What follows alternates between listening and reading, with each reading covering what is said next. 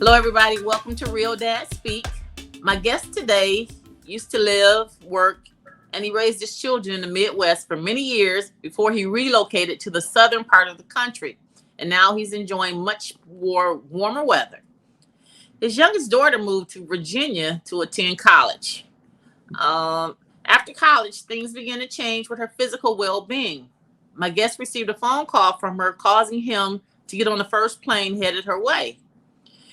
We're going to be talking to a dad about when your 22-year-old child is out of state. She calls you and tells you that her health is failing. My guest today is Gus Davis. Thank you, Gus, for coming on. Thank you, sir. I'm glad to be here. All right. Okay, so we usually start off with the basic questions, a little background for our listeners. Yes, ma'am. Okay, in what city did you grow up? Grew up in the city of Detroit. Okay, where did you go to school? I went to school, graduated from Martin Luther King High in 1977. Uh, Both to junior high and Nichols Elementary were the three schools I attended. Never heard of them. Okay. East um, Side. do you have siblings? I have one brother. Okay, are you guys close? Close enough. What does that mean? Could be closer, but close enough. Okay. Do you talk every week, every month? Every couple of months, he's doing his thing. He's retired and, living life. All right. What did your parents do for a living? My mom was a nurse. She worked just about every hospital in the city of Detroit, hospital and or nursing home. My dad worked for Hudson for many years, sustained an injury, and that injury caused him to get a disability. And from that, he eventually passed away in 1995. How long were your parents married? Oh my gosh, 42 years, I believe it was. Yeah. Wow. Were you close to your dad? Yes, ma'am. What are Very some close. things you remember? Um, The conversations, telling me about life. He grew up in the South, coming from Mississippi. Um, the challenges that he had coming up, he wanted better for us. Um, so coming from the South into the North, Midwest, he wanted one of those jobs in the factory. And he did. He got a job at one of the factories, but it wasn't, it provided a good foundation, a good family support. He supported his family, but he eventually didn't like it. So he did something else. okay. Hudson was his choice. Okay. Did you or your brother follow in your dad's or your mom's footsteps, career wise? Not, no, no. Career wise, of course, I was in law enforcement. My brother was on the fire department. Uh, but ironically, my brother's in the healthcare industry now. So Mm, he kind of did follow my mom's footsteps as far as that's concerned. all right. So, who would you say influenced you as a dad? I had quite a few influences. My dad, of course, some of the deacons of my church, most definitely my old pastor, God rest his soul, Reverend Ananias Davis. He was a very, very influential spiritual leader for me.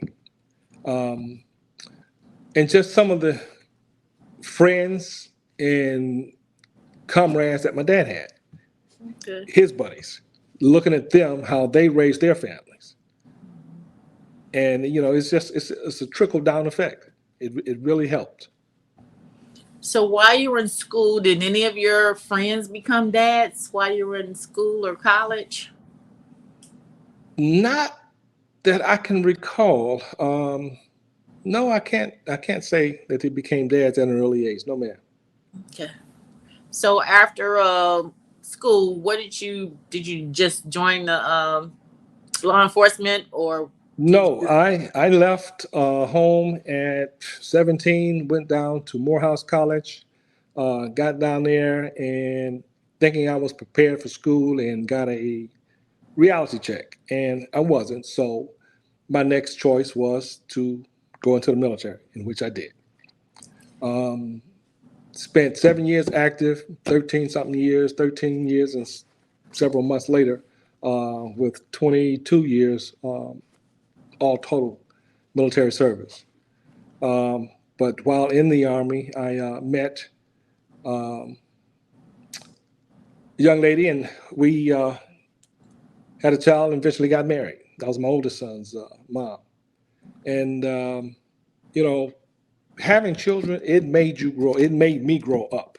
It was a responsibility that I had to take on to take care of my son and my then wife. Now you say when you got to school, you got a reality check. Um, Yes. what do you mean by that? There was a reality check. You weren't ready. How did you?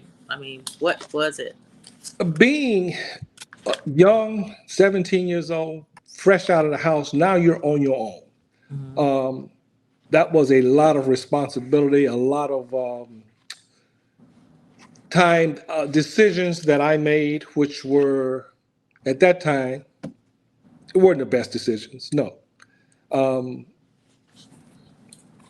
I had some good study habits, but I had a lot of free time, a lot of time to do a lot of parties. Yes, meet a lot of people from all walks of life, and to this day we're still friends. But the decisions I was making back then, yeah, they were just poor decisions. Not studying, not completing all of my work, and excuse me, not having scholarships. You know, my dad's paying $1,500 out my pocket. That's a whole lot of money. And at that time, it was. Did you decide to go to college because your friends were going, or was that a requirement in the household? You either go to college, or you go to the service, or you get a job. Was it something like that? Those were the three choices. Oh, Okay, okay. those were the three choices: college, um, work, or get a Service. service. So I chose college, um, and I had friends going down there as well, which helped me transition into that college life. And we studied together in high school, and it wasn't a hard transition, but again, being at such a young age with all this free time, if you will, making decisions on your own.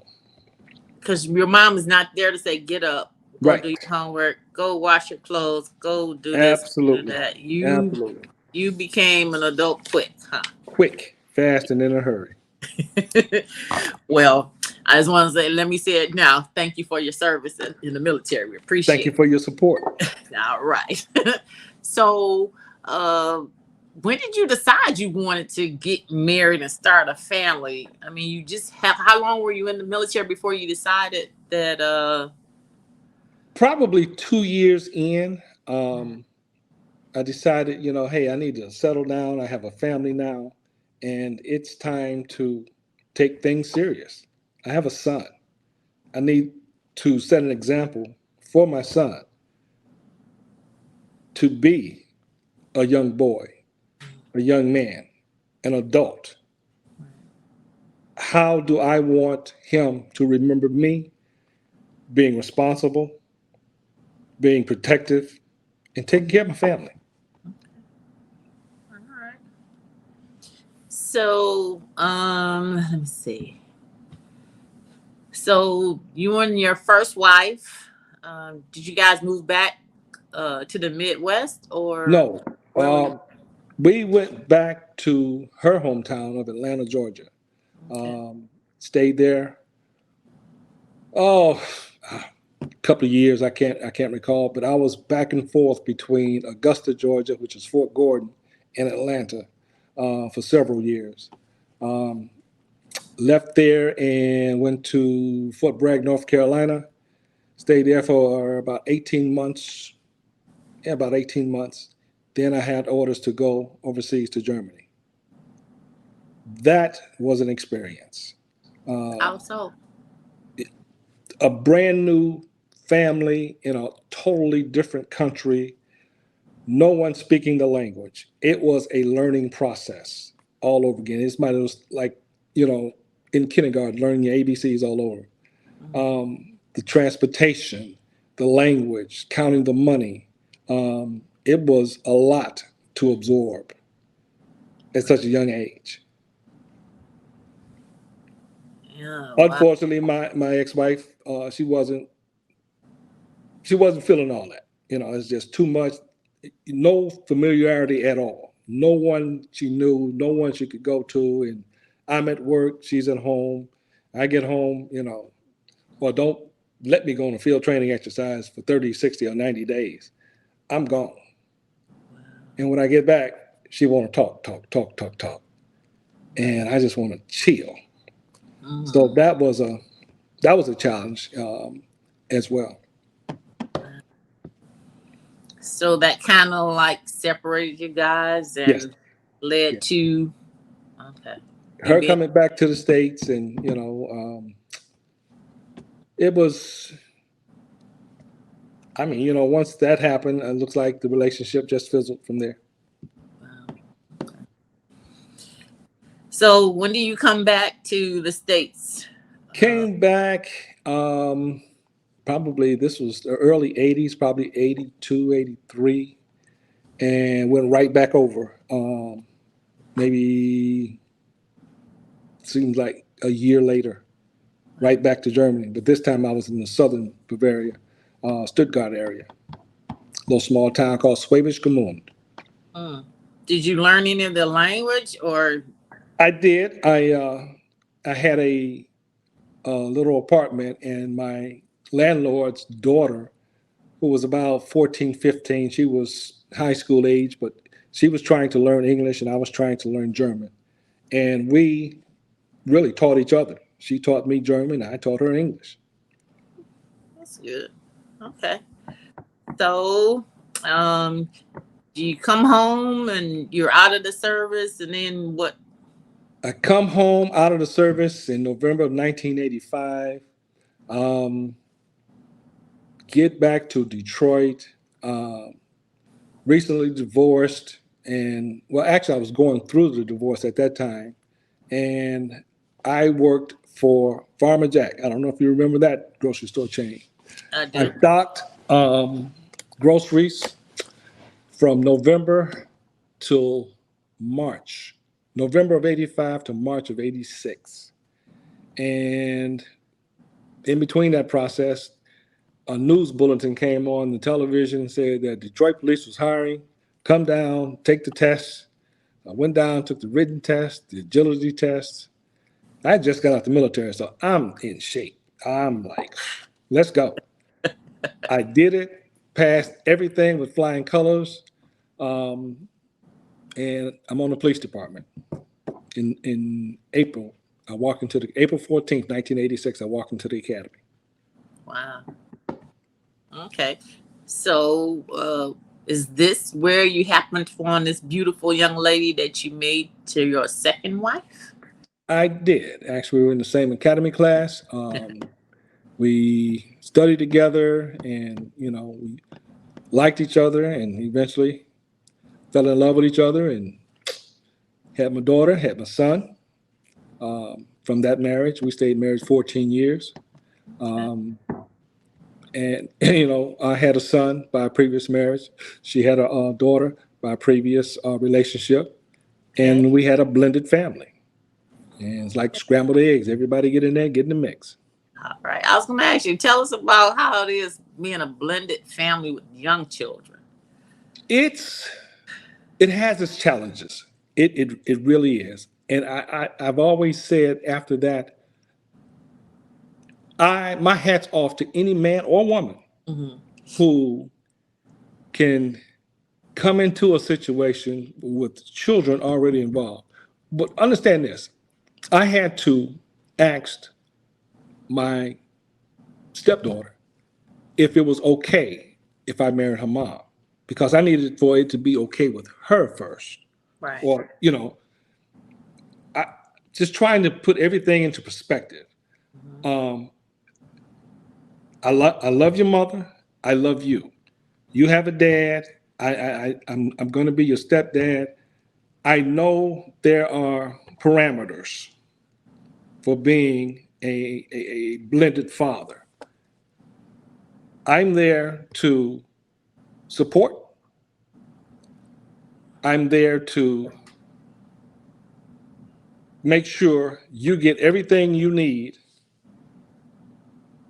as well as everything the other children need and want. Need. You ain't gonna get everything you want. Right. That ain't gonna happen. How old was she when you married her mom? Oh, let me see. Probably about 6 or 7, something like that. So Seven she or eight. understood what you was asking her? Yes, she Okay. really did. Yes. And my son was there, and I'm like, this is gonna be y'all gonna be brother and sister, Uh-huh. and we're gonna be a family. We're gonna move on from here. Good. Good. Good. So you guys start off being a family, and eventually your wife has you guys have some more kids, right? We had two other, a younger, well, a daughter and a son. I had a son coming into the marriage. She had a daughter, and then we had a daughter and a son in Okay. that order. So two and two, two boys, two Right. girls. All right. So did you plan this? You say, well, we're just gonna have just two more kids, or we're gonna have four more kids, or Plan, plan. I yes. I knew I wanted a daughter, um, and I was happy for her. I'm happy for all of them, but my son was totally. It caught me by surprise. He caught me by surprise. My youngest son caught me by surprise. But I'm telling you, initially it was me, my wife, two daughters, and a female dog. I was so happy I had another male in the house. Oh my God. Yeah. Okay. Pleasant surprise, put it like that. All right. So your kids make it through high school and Yeah. they graduate. All right. Yes. What are your requirements for them after they graduate? Was it the same three choices that your parents gave you? Pretty much. Yes, ma'am. Those are some very good choices. Okay. Yeah. You're Work, not gonna, if I get it, military. ma'am, Let's say either work, military, or college. or college. Yes, ma'am. Okay. I So was pushing college. I pushed college. My thing was, you're going to have to get out the city of Detroit, county of Wayne, state of Michigan. Go somewhere. You can always come home. okay. Go somewhere, learn. You're going to meet people from all walks of life. You're going to meet some country folks, some city folks, all walks of life, and see how other people live. See how other people think. What morals do they have? Do they compare with yours? Do you think theirs are better or yours are better? You can always come home. And when you come home, I promise you, you're going to see some of your quote unquote friends Mhm. doing the same thing that they were doing when you left. Probably even wearing the same Jordache jeans.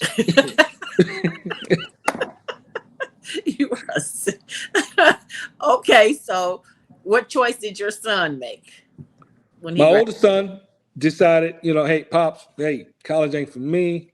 I got out of high school. That's good enough for me. I'm going to pursue a career working in heating and cooling, plumbing, electrical. He now has his own janitorial service out of Atlanta. He's got several contracts, doing well, Okay. doing well. And your youngest son? My youngest son, he went to Eastern Michigan University, get to his third year of college, calls me one day and says, Dad, we need to talk. And I'm like, oh God, who's pregnant? No, no, ain't nothing like that. I'm like, okay, cool, we can talk. We meet up. He says, look, man, I'm looking around and I see people graduating with their bachelor's degrees, coming back for their master's. He said, I know a guy who was working at the liquor store down the street, working on his second master's degree. He said, Dad, I don't want to waste no more of my time or your money. And I'm like, who are you and what did you do with my son? So he said, no, I'm serious. I'm serious. I want to go into automotive engineering. I'm like, what? What? Automotive engineering. I'm like, a mechanic? He's like, automotive engineering. Told me about a school out in Mount Clemens. And at the end of the conversation, he says, well, I start classes so and such such day. I said, well, how much is this going to cost? He said, I already got the money. So you're serious? He says, yeah. I start classes this day. He said, now I'm going to need some help with, welding equipment, tools, toolbox, and stuff like that. Well, bro, if you done did all of this, I got you. Okay. I got you. All No right. problem. He went on to go through that training. After his second year there, 5 companies came to visit the school just right around summertime. Ford, Chrysler, GM, BMW, and another one I can't think of right now. But they were offering internships for those students for the summer. He got picked up by BMW. Okay. Went through the summer internship with them. Come time September, come for him to go back to school, they called him into the office and they says, well, listen, we saw how you work this summer. We like your work ethics. You come to work, you're on time, you come clean. Hey, we haven't had any complaints. You listen, you ask questions. We like that. How would you like to work here? And this is the package that we're going to offer. We're going to pay half your tuition, offer you limited health care, being dental, optical, and dental, and pay half of your books.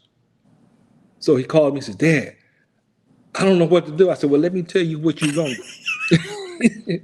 You're going to take that offer. Yeah, but, they want me to stay for 3 years after. What else you doing? What else are you doing? Come on now.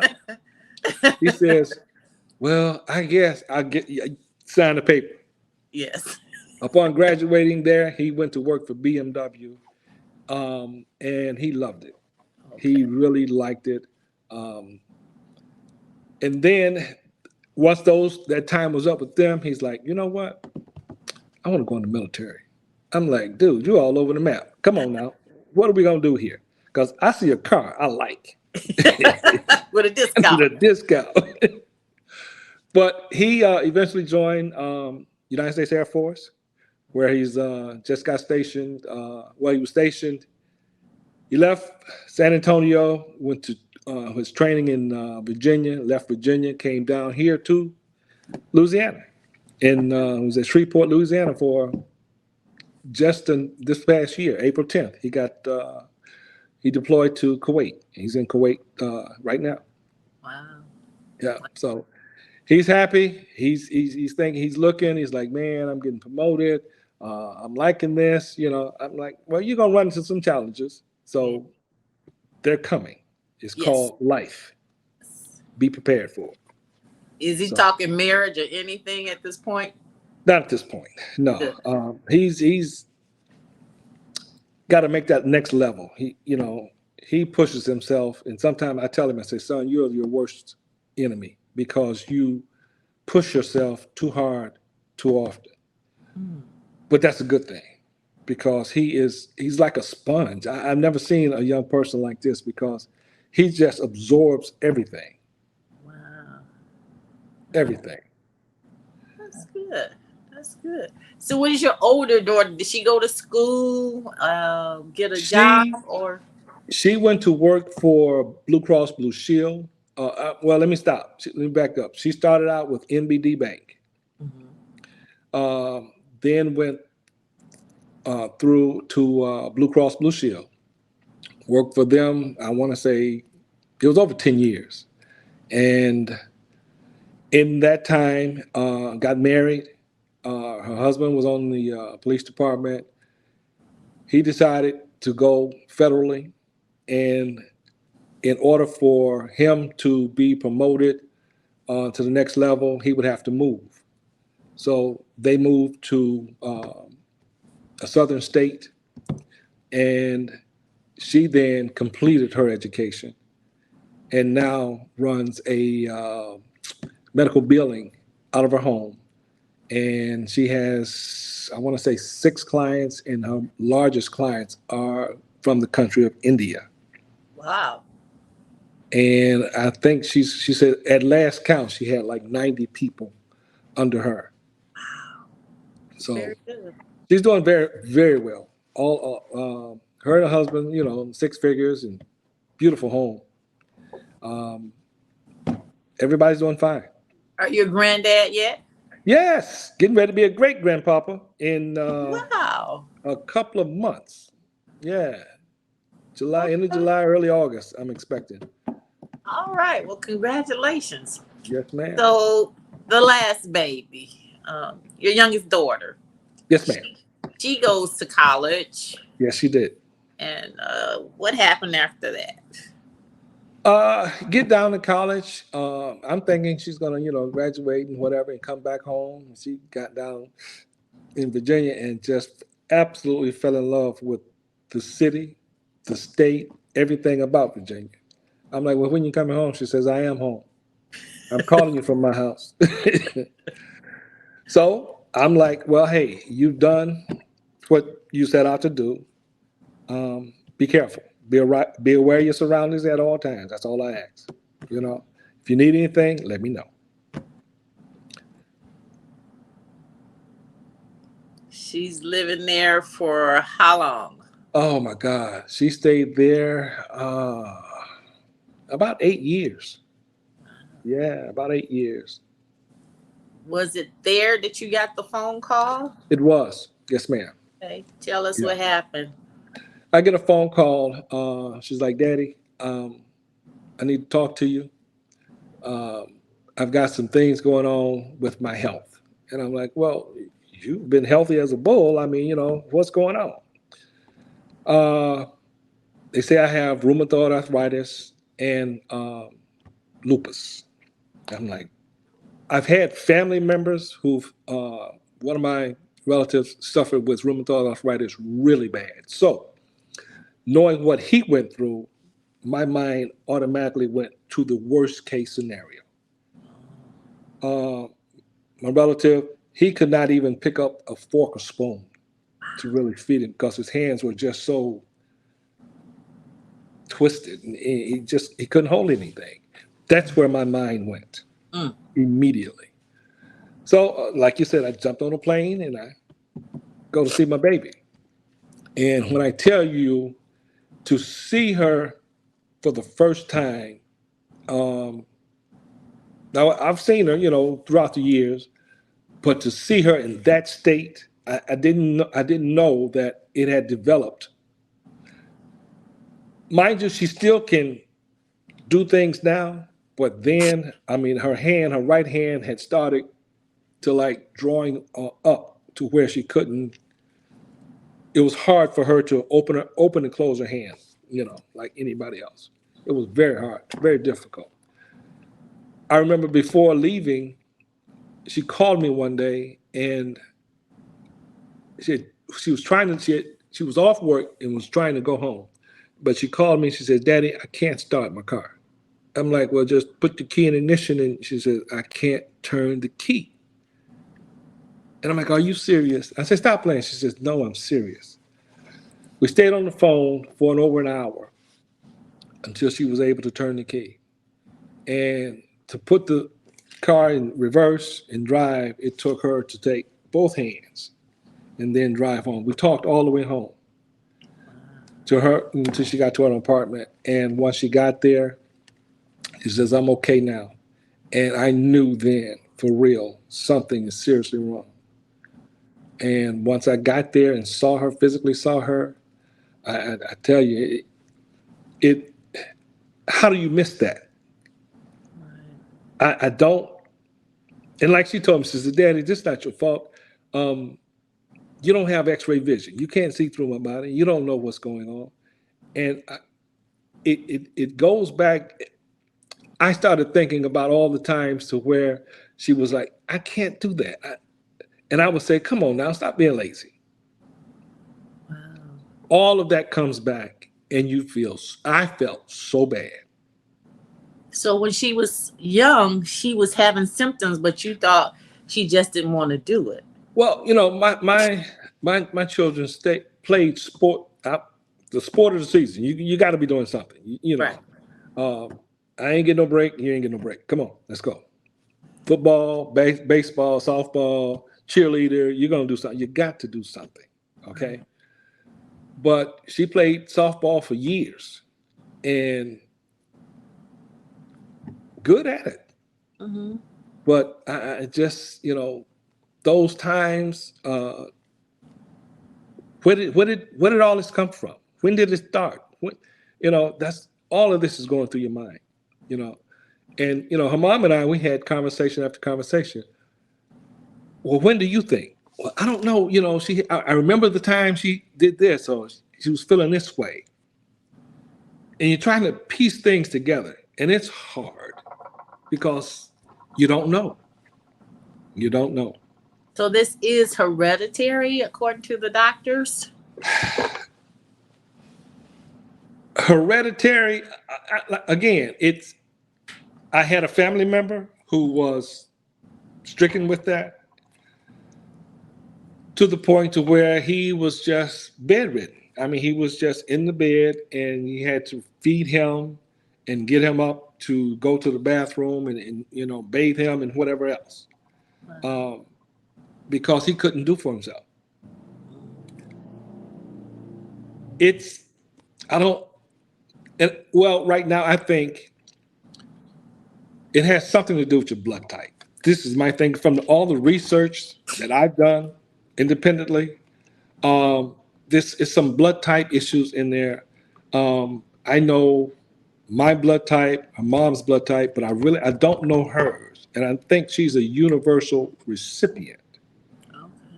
and not a donor. I'm a universal donor, but I just there's some things in there. We done sit down and we talked about it and hashed it out, and come to our own conclusion. Um, but thank God today she's doing much better. Uh, Before, well, I had to move her from Virginia back to Michigan, and at that time she was taking so many pills: a pill to get up, a pill to turn right, a pill to turn left, a pill to sit down. Basically, just a pill for a pill, to the point to where she has some scar tissue on her lungs now. So all of that medication, and that's all the doctor's doing. She had a rheumatologist, she had a primary physician, she had a lupus doctor, and they're just pushing pills, pills, pills. Take these 4 pills here, you take these 8 pills, and got back to Michigan. She went to see a rheumatologist, and she says, "Whoa, what is this? This is the medicine I'm taking." She said, "Stop right there. Give me this, give me that, give me this. You ain't taking this no more. This is masking what's going on. We need to find out what is going on with your body." And taking all these pills, she said, it's a wonder your liver have not just collapsed, Wow. because your liver got to process all of that. You got scar tissue on your lungs already, so let's stop this. So she went down from, I don't know, over 10 pills to 3.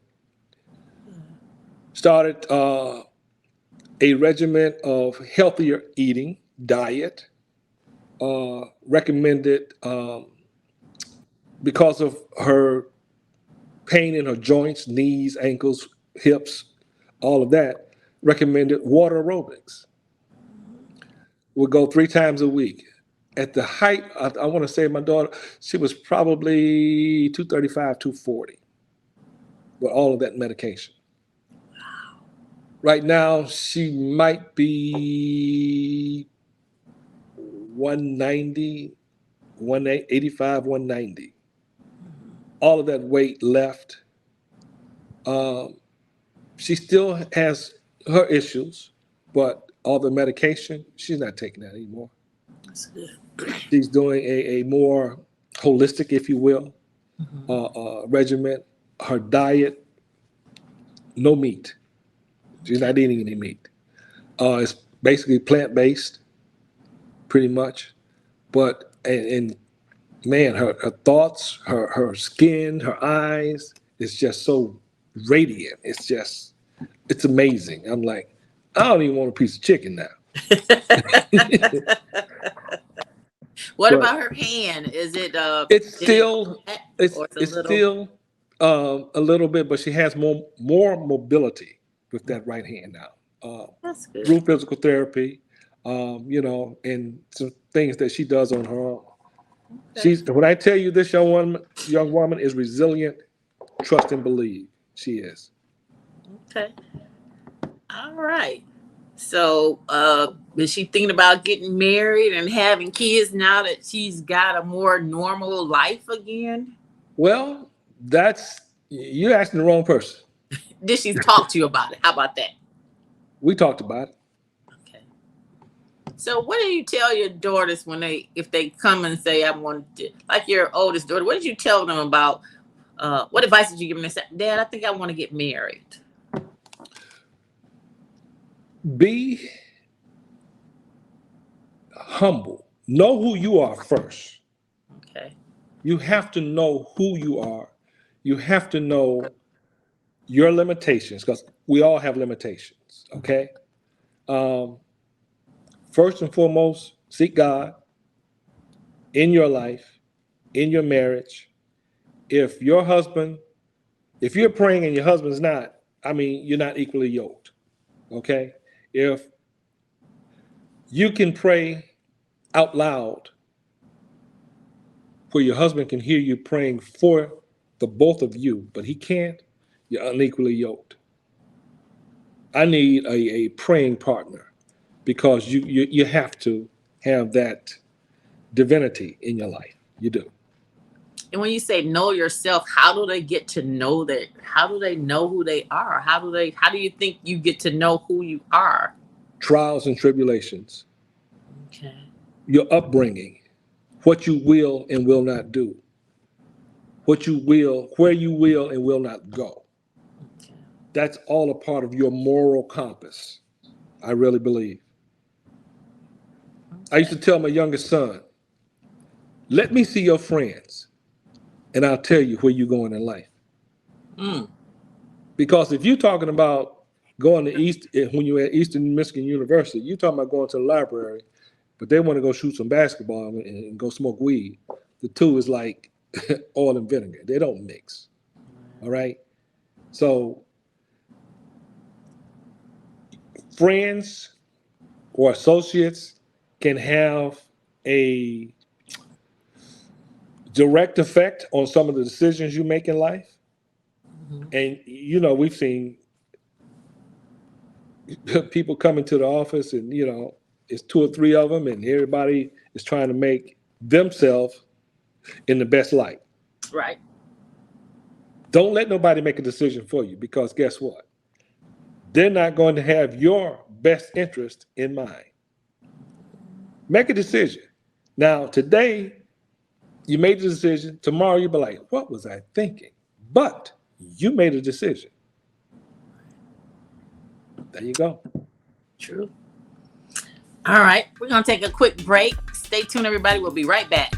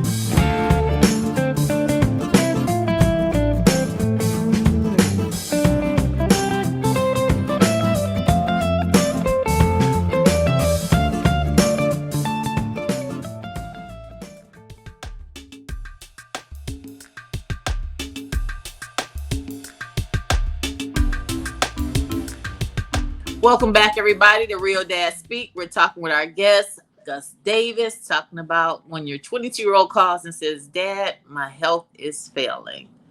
As of now, though, she's much better, on a better health plan. What do you say? Plant-based diet, Yes. exercise, and Yes. less medicine to take daily, Yes. which is a beautiful thing. Beautiful Very. thing. Yes, Yes, ma'am. yes. So, how was mom and her siblings when they learned about her being, in this situation with her Of health? course, the initial diagnosis and when you find out about it, and like I said, we were both trying to figure out when and how and where and Right. um, but you take on that responsibility and come home, Hmm. come home. Let's rehash and refresh and get you some help. Okay, siblings were more than supportive. What do you need? What can I do for you? Can I rub your leg? Crack your big toe or whatever was needed. They were there. I Good. mean, all of them. That's good. That's good. And so now she's here in Michigan, or is she there? Did she go She back was to? in Michigan, but now she's back in Virginia with her kind of like dream job. Got a Okay. foot in the door, but wants more. So yeah, Well, that's good. oh That's yeah, good. absolutely. All right. So we've come to the end where I get to ask you I call it my final five Final questions five. or statements. Yeah. You know how Yes, the ma'am. March Madness Final Four. So this is my final five. You know, I'm a Okay. basketball fan. All right. First question. What advice did you give your daughters? Oh, I think I already asked you that. What advice did you give your daughters when they told you they wanted to get married and you said, know yourselves? Know yourself. Seek God first. Absolutely. Okay. Number two, finish this sentence for me. The most misunderstood thing about being a dad today is. Wow. Wow, Sarah, that's oof. The most misunderstood about thing about being a dad today. Or one of the most misunderstood, What do people say about dads today? Well, I think their absence in the home. Okay. They think that Uh, all of them are absent, or the majority of them are absent. well, I can't say all, but for those who are No, not I mean the there, misunderstanding. Do a lot of people just believe that everybody's being raised by a single mom, or there's that misconception. Yes, it yeah. is. There Okay. is. And for those who are being raised by single moms and dads are not there, or for whatever reason, it's it's not that child's fault. Mom and dad need to hash out their differences and be better people for that child, Right. because ultimately the rearing of that child is the most important thing. True. Okay. Number three, you help raise your bonus daughter and your biological children. What Mhm. advice would you give a new father about raising children in a blended family? Be consistent. Okay. What do you mean? Be consistent. No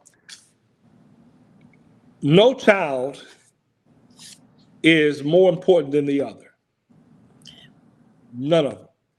I used to say there are no steps in my house, especially when it comes to children. The only steps is the ones leading up to the front door and out the back. Okay. When it comes to children, we're on the same playing field, all of them. It's your week to do the dishes. It's your week to vacuum. It's your week to do whatever. We're gonna switch that around. Now it's your turn to do so and so and such and such. And as you grow up, the more responsibilities you get. Right. When you start driving, I'm not taking your brother and sister to school. You the one got a license. Have at it. Oh, and when it's time for to pick them up, don't be late. I wasn't All late right. picking you up. I wasn't late Okay. dropping you off. So hey, as you grow, and there's another thing I did with all of them. once they got licensed, every check, give me $10 out of that. And I would put it in my little cigar box or whatever. And when come time for renewal of plates, the little tabs, I took the money out of there. Okay. So you're showing some responsibility because now I don't have to go to my bank account and pull out all this money because now I got to change, 5 cars. Hmm. So boom, you're paying as you go. Okay.